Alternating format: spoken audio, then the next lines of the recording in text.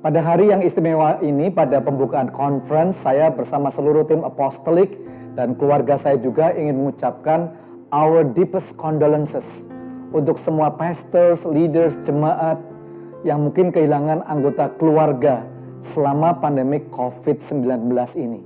Doa saya biarlah God Himself will strengthen, comfort every one of you.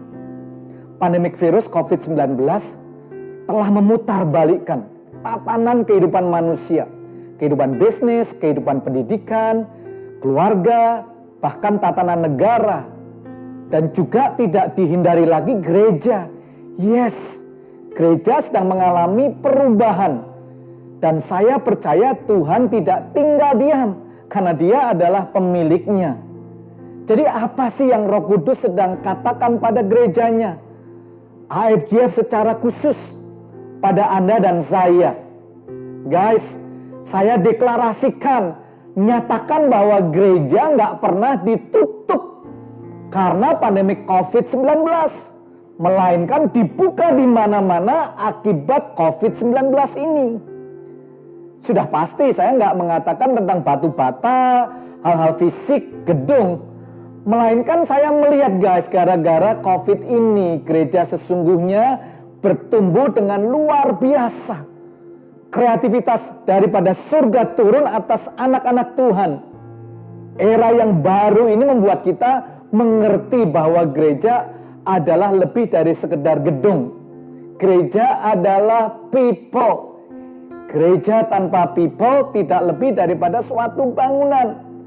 Tapi people, meskipun tanpa bangunan gereja, still we are the church.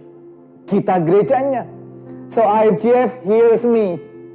This is a kairos time untuk kita semua bisa menangkap isi hati Tuhan dan seluruh kebenarannya. Yes, gereja versi Yesus, bukan versi denominasi, bukan versi organisasi, bukan versi aliran tertentu, baik Injili, Reform, Baptis, Pantekosta, Karismatik, dan seterusnya. Namun versi dari pemilik gereja itu sendiri, yaitu Yesus Kristus yang adalah kepala gereja. Kalau kita lihat dalam Matius 16 ya, ayat 13 sampai 19 dikatakan, pada waktu Yesus tiba di daerah Kaisarea Filipi, ia bertanya kepada murid-muridnya, kata orang siapakah anak manusia itu? Jawab mereka, ada yang mengatakan Yohanes Pembaptis, Elia, ada yang mengatakan Yeremia, atau salah satu dari para nabi. Lalu Yesus bertanya kepada mereka, His disciple, menurutmu katamu siapakah aku ini? Tiba-tiba Simon Petrus menjawab, engkau adalah Mesias, anak Allah yang hidup. Kata Yesus kepadanya, berbahagialah engkau Simon bin Yunus, sebab bukan manusia yang menyatakan itu kepadamu, melainkan Bapakku di surga. Dan aku pun berkata kepadamu, engkau adalah Petrus. Di atas batu karang ini aku akan mendirikan jemaatku, dan alam maut tidak akan menguasainya. Ayat 19 mengatakan, kepadamu akan kuberikan kunci-kunci kerajaan surga.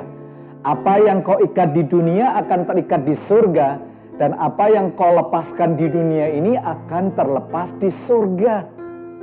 Listen, saat Yesus berbicara dalam ayat ini, ia sedang mengajak murid-muridnya sih sebenarnya ke wilayah non-Yahudi di daerah Kaisarea Filipi. Memang daerah ini merupakan pusat dari berbagai macam agama, pusat penyembahan Baal, tempat kuil dewa orang Yunani yaitu Pan, dan tempat Herodes membangun kuil untuk menghormati Kaisar Agustus. Nah, di tengah-tengah penyembahan berbagai dewa inilah Yesus mengumumkan sesuatu yang mengejutkan, bahwa ia akan membangun gerejanya. Listen carefully, this is his commitment. Saya bisa bayangkan murid-muridnya pada waktu itu melakukan survei sih. Waktu Yesus berkata, hey guys, coba kata mereka aku ini siapa. Nah, survei itu bermacam-macam, seperti kayak pilkada atau pilpres di Indonesia ya. Oh, mengatakan John the Baptist, ada yang mengatakan Elia, ada yang mengatakan Jeremiah, ada yang mengatakan seorang para nabi seperti tadi. Lalu Yesus speak directly to his own disciple nih. Sekarang menurut you, my own disciple, aku nih siapa? Petrus menjawab dengan tajam sekali. Dia mengatakan engkau adalah Mesias, anak Allah yang hidup. Yesus gak mengatakan, wow hebat lu Petrus, tidak. Kata Yesus kepadanya. Dia langsung berkata, Simon, berbahagialah engkau, bukan manusia yang menyatakan itu kepadamu, melainkan Bapakku yang di surga. My Father revealed this to you. Church, ini adalah revelation dari Bapa surgawi. Bahasa aslinya reveal itu apokalipto, menyatakan sesuatu yang sebenarnya sudah ada, disingkapkan. Oleh karena revelation dari Bapanya di surga inilah, Yesus membuat komitmen yang luar biasa. Anda bisa baca tadi dalam ayat yang ke-18. Dia mengatakan, I will build my church. Saya bisa melihat the heartbeat of Jesus Christ himself.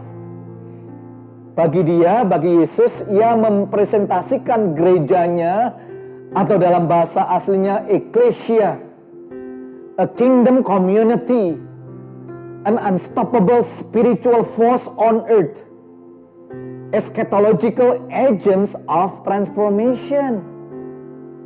Yesus melihat ecclesia ini adalah gathering of a specific kind people whom he called disciples.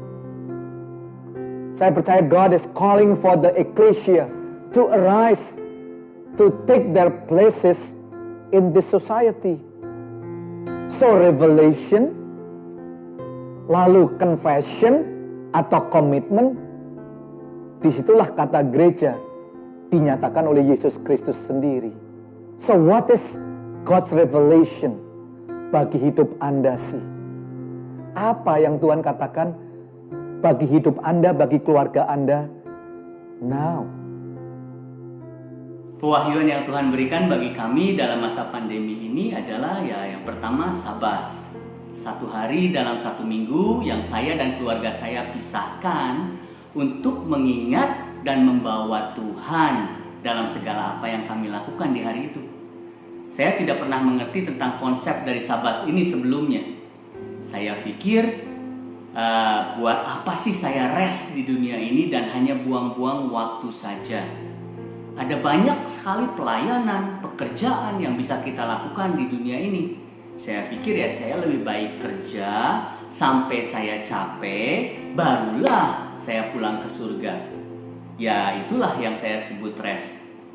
Tapi Tuhan memberikan pengertian yang baru mengenai Sabat ini. Setiap dari kita sangat berharga di mata Tuhan. Lebih daripada apa yang bisa kita kerjakan. Your being is more important than your doing. Yeah, Saturday evening until Sunday evening is a time we've set aside to rest and spend time with our family. We sometimes play games like card games or board games, or sometimes we cook something special together. Sometimes we watch movies or read books, just anything that's relaxing that we can all do together.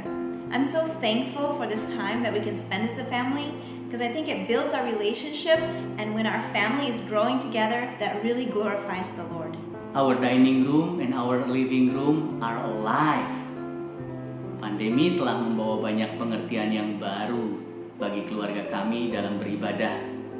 Saya dan istri saya bertumbuh dalam keluarga yang setiap hari minggunya kami pergi ke gereja. Kami pakai waktu kami di hari Minggu itu untuk kami selalu pergi ke gereja dan berada di gereja. Pada saat kami tidak bisa pergi ke gereja lagi, kami mengerti bahwa kami adalah gerejanya Tuhan. Kami tetapkan waktu di keluarga kami pada hari Minggu jam 9 pagi. Kami akan menonton YouTube online service di IFGF Jakarta. Lalu saya bersama dengan istri saya dan anak-anak kami akan mendiskusikan apa sih yang Tuhan ingatkan atau firmankan bagi kami. Gereja adalah siapa kita, bukan kemana kita pergi. Jadi kita tahu bahwa gereja nggak seharusnya menjadi sebatas tempat yang ada secara geografis. Gereja adalah setiap pribadi yang memahami bahwa Kristus adalah Allah atas hidup mereka. Dan menempatkan Kristus sebagai kepala dari setiap aspek kehidupan kita. Mengikuti jejaknya dan hidup untuk mewujudkan kerajaannya. Gereja adalah mereka yang meresponi panggilan Kristus. Ikutlah aku dan aku akan jadikan kamu penjala manusia. Saya senang sekali karena Petrus ini mengalami percakapan yang sangat bermakna.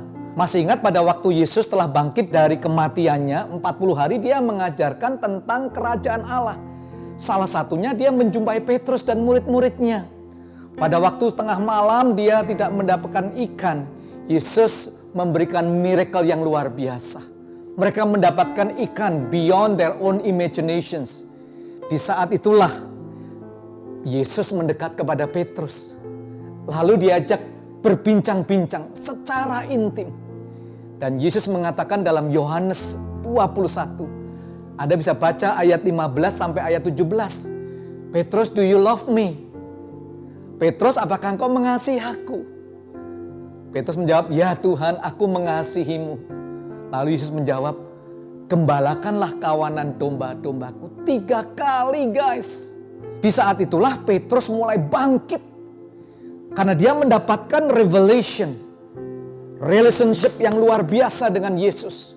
Lalu dia menyuarakan kebenaran ilahi tentang gereja. Saya katakan yes, gereja versi Yesus. The church is not religion, but relationship. Sambil makan bersama itu pembicaraannya. The church is not building, but people. The church is not ritual, but revival. Ada perubahan hidup mereka. Guys, the church is not program, but transformation. Bagi Anda dan saya, teman-teman IFGF, kita menyadari the church is all about connect with God and make disciples. Di masa pandemi ini, saya banyak mengalami hal-hal baru yang memerlukan banyak penyesuaian. Kebebasan untuk berkumpul dan berfellowship bersama di gereja dan di iCare secara langsung menjadi sesuatu yang ada di masa lampau.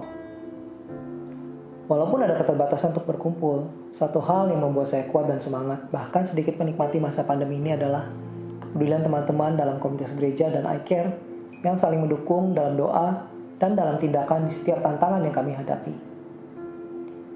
Pada masa ketika istri saya positif COVID-19, begitu banyak support yang diberikan gereja dan teman-teman iCare, sehingga kami bisa semangat dan kuat karena kami tidak pernah merasa sendirian menghadapi krisis tersebut.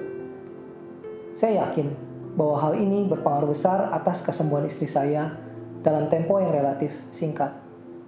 I lost my dad during this pandemic. He was taken away so suddenly and nobody saw it coming. My mom felt so lost and alone, and being so dependent on my dad all her life left her even more afraid and incomplete. She gets anxious and scared over little things. My husband and I have to constantly comfort and reassure her. But we both knew what she really needs most is Christ. We began to share about God's love and goodness to her. On Sunday, we sat together as a family to watch the Sunday service with my mom.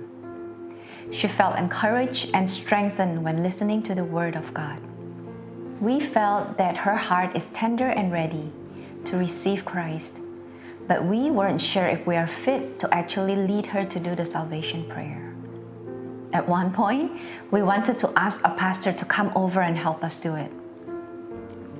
When we doubted ourselves, God's Word just kept ringing in our minds. We are the church. We are chosen and destined. We are the living stone, God's royal priesthood. And our hearts just began to stir. Strengthened by God's Word and led by the Holy Spirit, we led my mom to Christ that night. Heaven rejoices with us as she surrendered her life to Christ. We are grateful she is starting a new journey of her own with Christ. Christ in you, the hope of glory. Kita nggak mengubah dunia dengan pergi ke gereja. kita mengubah dunia dengan menjadi gereja. Lalu Petrus ini luar biasa. Dia menuliskan dalam 1 Petrus 2 ayat 5. Dan biarlah kamu juga dipergunakan sebagai batu hidup untuk pembangunan suatu rumah rohani. Bagi suatu imamat yang kudus. Untuk mempersembahkan persembahan rohani yang karena Yesus Kristus berkenan kepada Allah. You also as a living stones are being built up as a spiritual house for a holy priesthood to offer spiritual sacrifices that are acceptable to God through Jesus Christ. Nah, Anda perlu selidikin bahwa ayat sebelumnya Petrus berkata bahwa Yesus ialah batu yang hidup. Dia pernah mati, sekarang hidup. Dia juga sebagai batu penjuru guys, bagi rumah Allah. Lalu Petrus lewat pewahyuan daripada Allah melibatkan orang-orang percaya, Anda dan saya. Dia berkata, kamu juga batu yang hidup.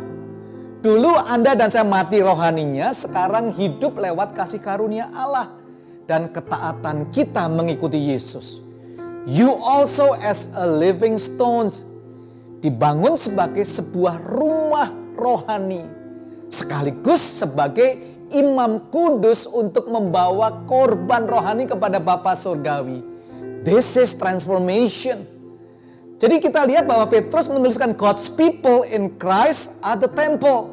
You are also the priest. Jadi semua barriers, batasan antara Allah dan kita dihilangkan.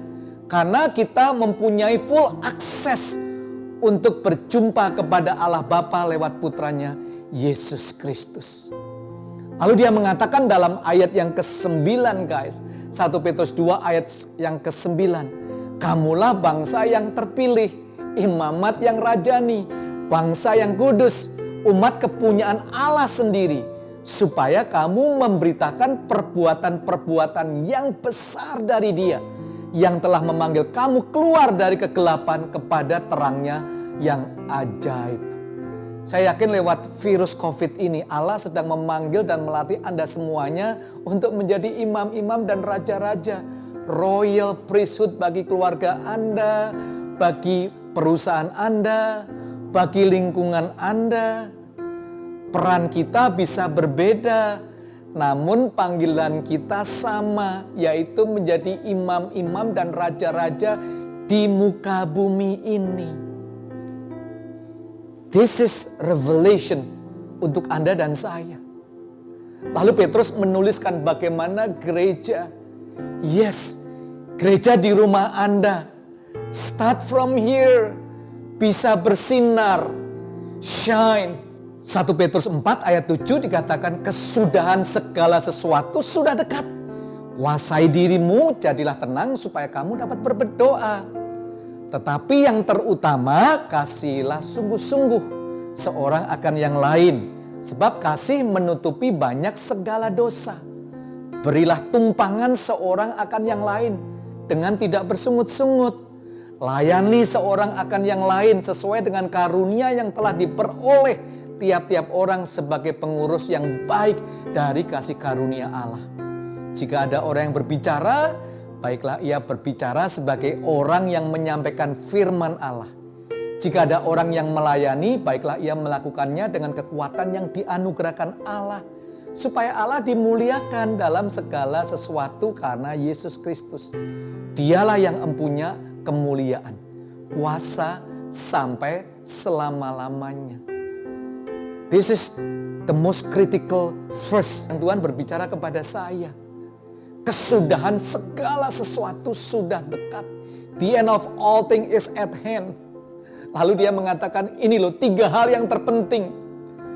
Pada waktu kita mengalami akhir dari semua kehidupan. Pray with the sense of urgency. Ayat ke-7. Love with the sense of urgency. Ayat yang ke-8. Serve with the sense of urgency ayat 9 sampai ayat yang ke-11. Tapi hari ini saya ingin fokus ayat yang ke-9. Berilah tumpangan seorang akan yang lain dengan tidak bersungut-sungut. This is a revelation yang mengubah perspektif saya pribadi. Tiba-tiba Petrus berkata rumah Anda, keluarga Anda, bisa menjadi refleksi cahaya Kristus. Memberi tumpangan dari kata philoseknos, merupakan kata yang menjelaskan seseorang memberi sambutan, penerimaan para tamu atau orang asing dengan penuh kemurahan. Arti lain adalah memberikan bantuan praktis pada orang-orang yang membutuhkan, baik itu teman atau orang yang tidak kenal. Jadi jelas sekali, rumah Anda diberikan tugas-tugas yang sangat penting. Yang pertama, tempat perlindungan bagi keluarga Anda. Yang kedua, tempat pelayanan. Guys, rumah kita, it was never means untuk menjadi monumen. Nilai rumah Anda karena address tertentu, kekayaan Anda. Bukan menceritakan status Anda, rumah itu. Bukan untuk kita bersembunyi dengan kemegahannya di tengah-tengah dunia yang mengalami kegelapan. Jelas sekali rumah Anda bukan sebagai tempat untuk museum barang-barang mungkin yang terbaik dari Italia atau dari China. Atau playground for your kids, itu semuanya oke sajalah. But as good as those things may be, listen, they do not touch the deepest reason God gave you a home. Dia memberikan rumah itu dengan tujuan yang istimewa untuk keluarga Anda dan untuk tempat Kristus bercahaya lewat Anda semuanya. Saya yakin bahwa rumah Anda atau keluarga Anda adalah mimbar yang paling berkuasa dalam kehidupan kita. Di masa pandemi yang sudah berlangsung lebih dari 18 bulan ini, banyak kejadian yang gak sesuai dengan harapan kami semua sebenarnya. Dari rencana keluarga, rencana anak-anak, khususnya di dalam pekerjaan dan usaha. Itu sama sekali jauh dari rencana yang kami ada. Bisnis saya dan Catherine terkena dampak yang sangat besar. Usaha yang saya jalankan, khususnya di bidang sektor startup teknologi, di mana pada saat itu retail adalah income terbesar kami, dan mendadak harus menjadi nol, karena dampak penutupan sementara oleh pemerintah. Secara otomatis hal ini mempengaruhi banget keuangan perusahaan, dan merembet harus mempengaruhi dalam keadaan finansial keluarga.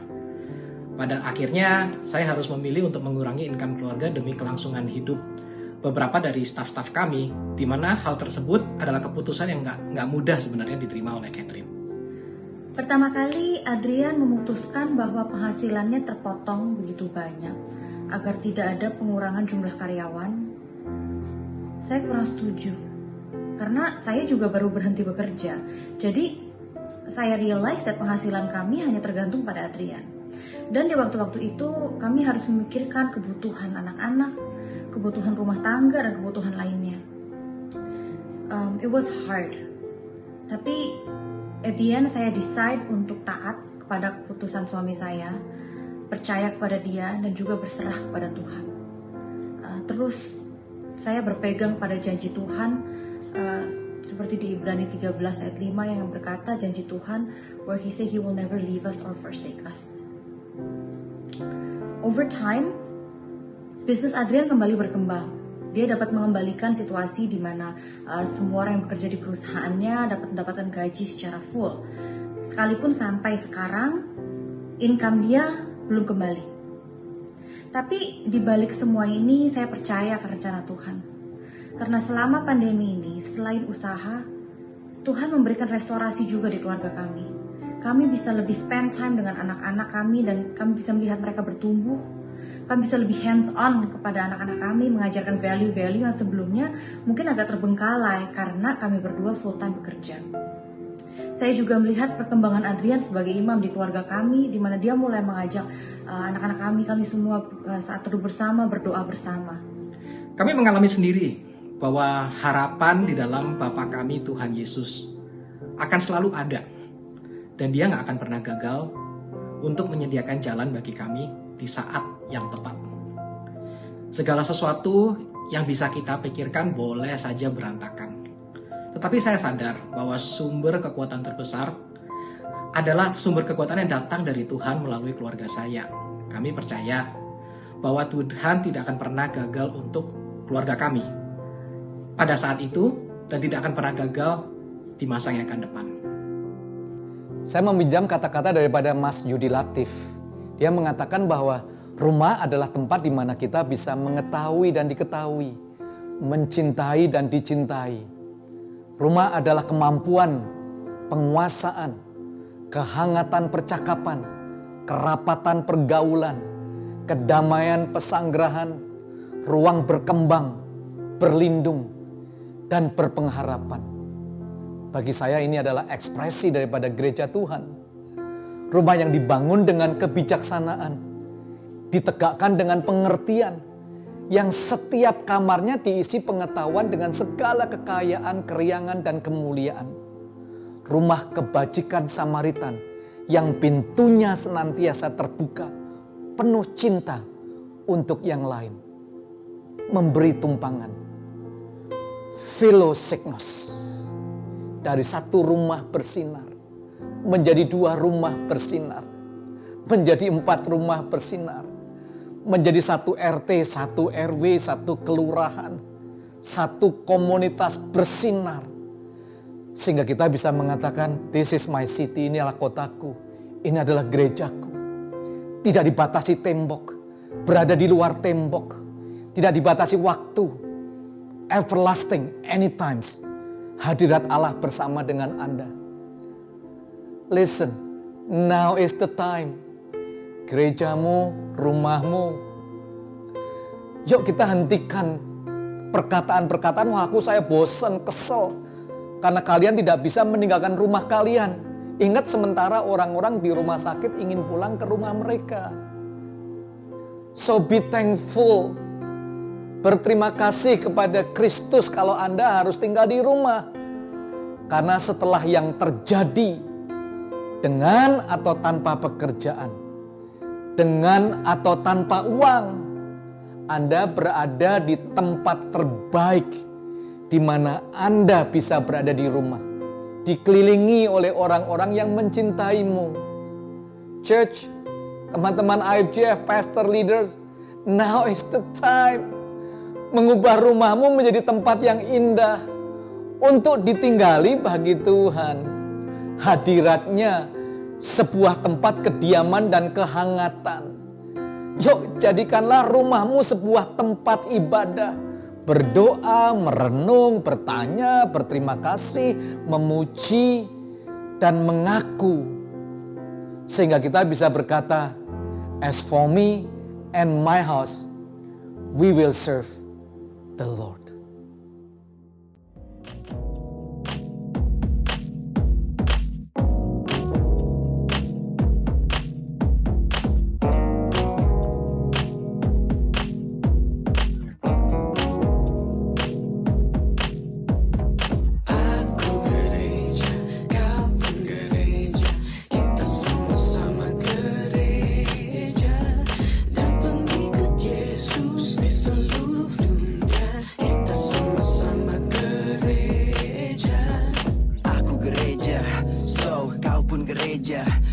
Berhenti berbeda, saatnya bekerja. Sebarkan berita kepada mereka. Spread the gospel, read the Bible. Walk the earth, make some disciples. Jesus is way, truth and life. His words get rid of sins and lies. Kau dan aku adalah saksi. Yesus datang dengan alasan kasih.